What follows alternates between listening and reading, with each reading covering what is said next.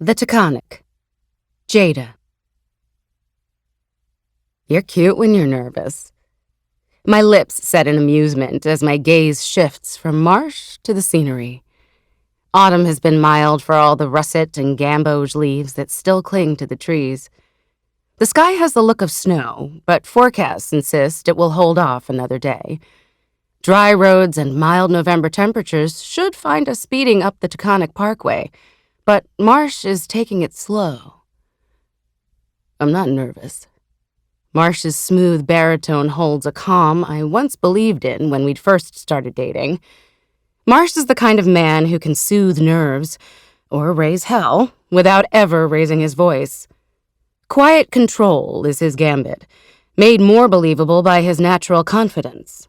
But I've seen his game and know every one of his tells. Oh, yeah? My sly gaze slides back to his face. Then why are we doing 45 in a 55?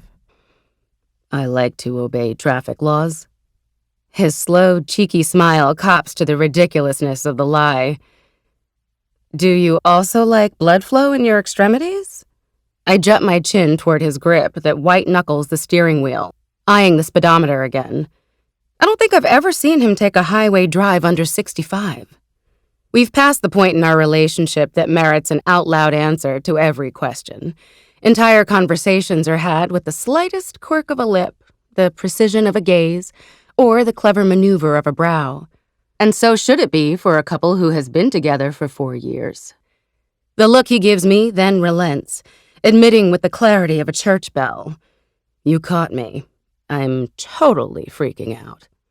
Baby, these are your blood relatives, not a pit of vipers. Besides, you know I can hold my own. Marsh does know that. Hell, everyone knows better than to go up against me, Jada Jones, titan of industry and one of the most successful venture capitalists on Sand Hill Road. Marsh is among the rare breed who actually means it when he says that being with a powerful woman is a turn-on. He has admitted to me that watching his girlfriend hand startup CEOs their asses gets him a little hard. His eyes positively smolder when I put my bossy boots on. It's not you I'm worried about, he murmurs. You forget that I've met them several times, I point out.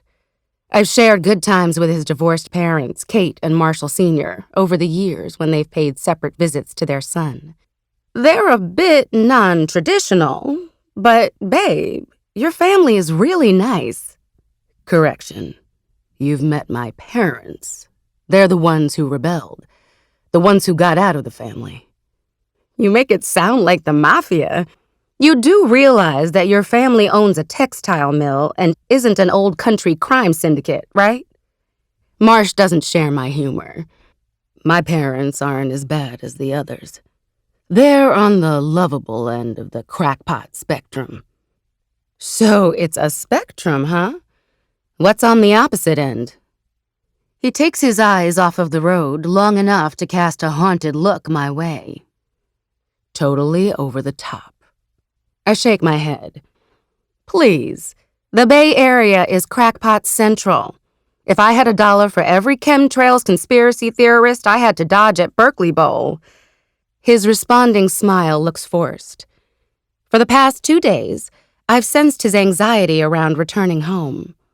Marsh has never gone to Connecticut for the holidays in all the years we've dated, and I've never asked why. I'm certain he has his reasons. He has never relished the quarterly trips he makes from San Francisco to Hartford, solo voyages in service of his position on the Brewster Textiles board. And he never says much about it, only that he goes out of love and duty to his grandmother. All I really know is that his family has run a small business milling wool for the better part of 100 years. His octogenarian grandmother, whom Marsh calls Mama, is the CEO.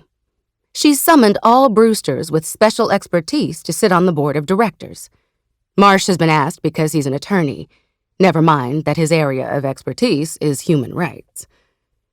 What always catches my attention whenever I overhear him on the phone with Connecticut is the change in Marsh's tone, that he becomes so gentle when reasoning with what sounds like a stubborn woman, only makes me love him more. JJ. He uses his nickname for me, speaking in a low, sorrowful tone, as if breaking upsetting news. California people are the crunchy version of quirky. Lovably eccentric quirky. $8 bamboo fiber dental floss quirky. But quirky isn't a strong enough term for my family. They take idiosyncratic to another level. And I don't want to scare you, but we're not in California anymore. This is the East Coast. Marsh sounds more frantic by the second, though if he thinks his warnings will make me less curious to meet his extended family, especially the elusive Mama, he's wrong. Babe, I argue gently, hoping he isn't too far gone to calm down. The only one who sounds over the top right now is you. Do we need to review what we talked about on the flight? I roll my eyes. I barely slept on the plane for Marsh's cautionary tale. He made a big deal about quirky cousins, instigating in-laws, and rivalrous siblings, but those are the sorts of things I expect. What family doesn't have petty jealousies and infighting? A jackass who becomes a loudmouth when he drinks too much. A grandmother who says whatever the hell she wants. Then there's the other thing I expected. The thing that Marsh doesn't have to say because we both understand. I'm the black girlfriend coming home to meet his waspy family. He hasn't said that I'll have more melanin than anyone else in attendance, but all the clues are there. I rarely talk about the thick skin I've had to develop, about how many mild to outrageous indignities I've suffered over the years. When people keep narrow company, it shows. I've passed your test, babe. Twice. Speak loudly when I'm around Uncle Peter. He's loads of fun, but he's only got one half-good ear. Don't take the bait when your cousin Jason wants to talk education reform. Keep your mom's new girlfriend Ashley away from your dad, and always let Mama be right. I'm impressed by how thoroughly I parrot back Marsh's advice, but my recall doesn't appease him. If anything, Marsh seems more on edge. Just don't let anything anyone says offend you. Even the chiseled quad muscle that my hand rests upon seems tense from where I touch it through his fitted slacks. Aww, it's cute when you think I'm a China doll. I move my hand from his leg to stroke the back of his neck. But baby, I'm like Teflon. I think I can handle one dinner with your family.